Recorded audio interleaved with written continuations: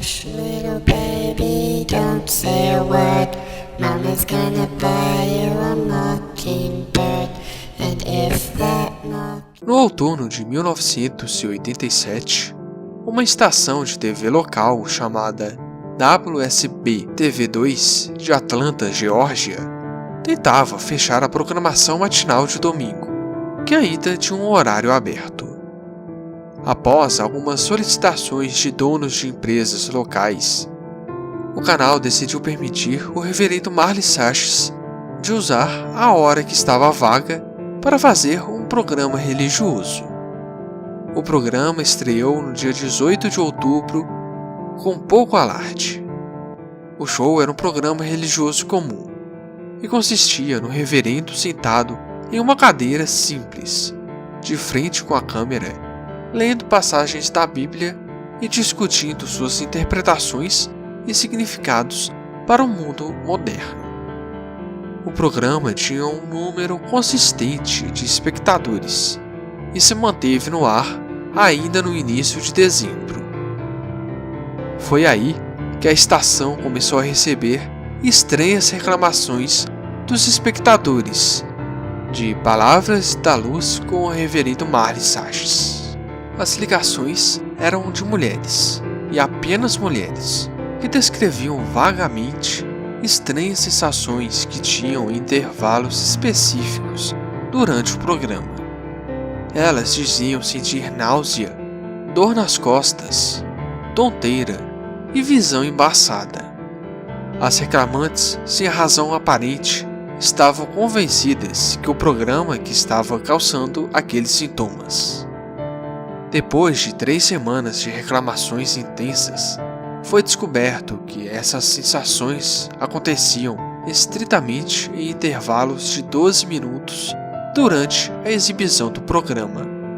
A equipe de manutenção do pequeno estúdio checou todos os equipamentos, tanto de áudio quanto de vídeo, e não acharam nada defeituoso. Quando o reverendo foi notificado dos incidentes, ele apenas encolheu os ombros e disse: "Algumas pessoas não conseguem aguentar a voz de Deus." O diretor do estúdio, falhando em conseguir explicar as causas das reclamações, resolveu manter o show no ar. Por volta de fevereiro, a audiência caiu drasticamente. Então, foi decidido cancelar o programa. A direção do estúdio decidiu que era mais prudente gastar mais tempo da programação cobrindo a notícia que outros estúdios se dedicavam: a epidemia de abortos espontâneos. A epidemia tinha começado por volta de novembro. O número de grávidas saudáveis que tiveram abortos espontâneos chegou a mais de 300. O Centro de Controle de Doenças não conseguia achar uma explicação para esses acontecimentos bizarros. O reverendo tomou a notícia do cancelamento do show com o que só se pode ser descrito como indiferença. Quando foi notificado, ele não protestou, apenas concordou com a cabeça, quase como se soubesse. Ele deixou os estúdios depois da filmagem do último episódio sem dizer nada e desapareceu da face da terra. Ninguém ouviu falar dele de novo, nem mesmo os membros da igreja. O estúdio seguiu em frente, preenchendo o vazio com comerciais e continuaram a se focar na notícia dos abortos espontâneos. 1 ano e meio depois, um estagiário da WSB descobriu as fitas da Palavra da Luz e começou a analisá-las, na esperança de achar alguma coisa para ajudar em uma reportagem que a estação estava fazendo sobre o impacto que a religião tinha na cidade. O incidente de Atlanta, como ficou conhecido nos jornais médicos, foi diminuindo e acabou por volta de 3 meses depois do programa do reverendo Sachs. E as pessoas já haviam começado a esquecer as coisas. Analisando as fitas, O estagiário fez uma descoberta estranha nas fitas. Enquanto tentava parar a exibição em 10 minutos e 14 segundos, ele, sem querer, emperrou o botão de avançar. Quando conseguiu parar a fita, a imagem congelou em 36 minutos e 1 segundo. O estagiário caiu da cadeira quando viu a imagem congelada na televisão.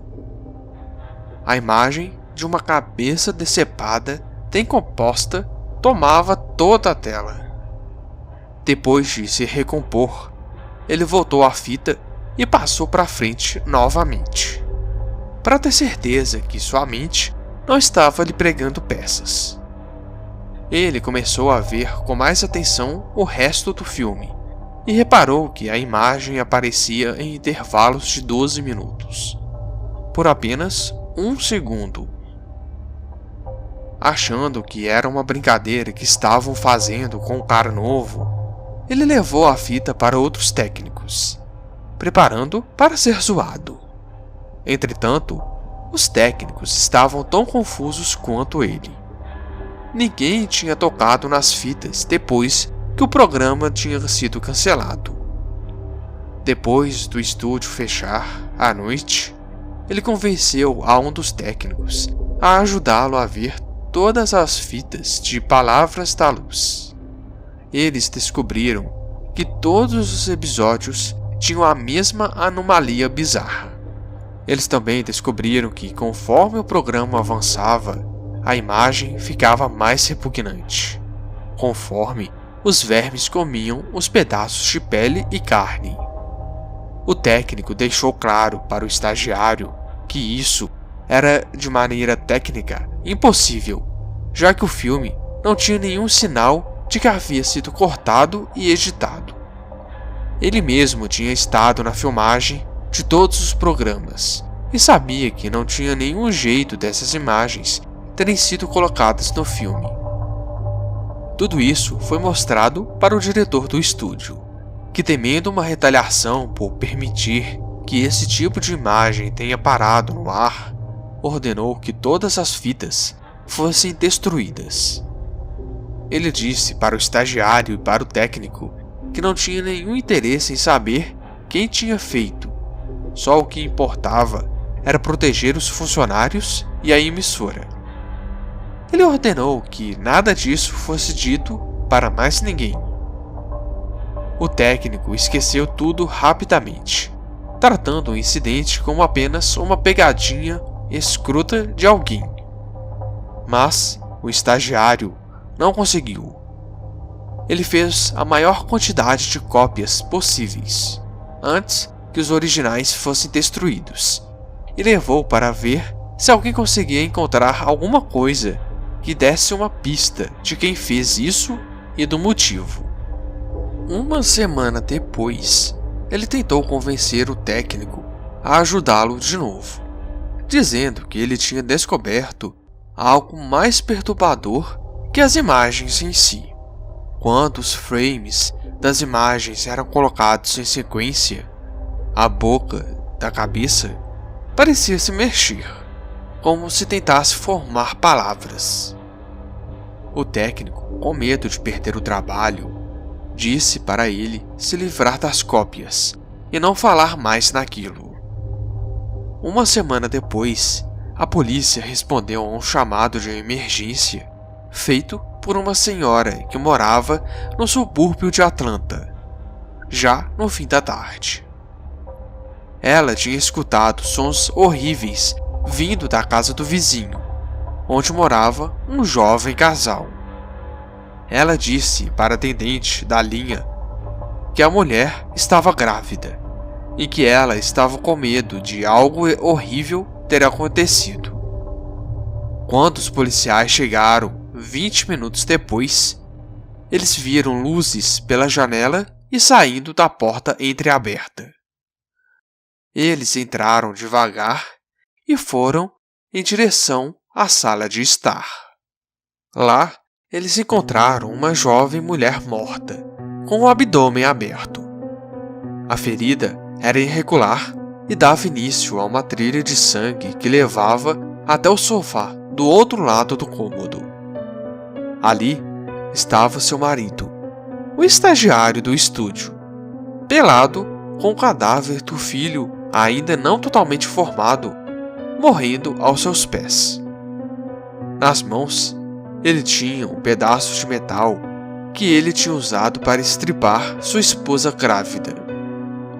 A televisão estava ligada, passando em loop a filmagem silenciosa de uma cabeça decepada e decomposta que sibilava palavras inteligíveis. A história na delegacia no dia seguinte era que o estagiário continuava dizendo em voz baixa enquanto o levavam embora: A luz de Deus o chama.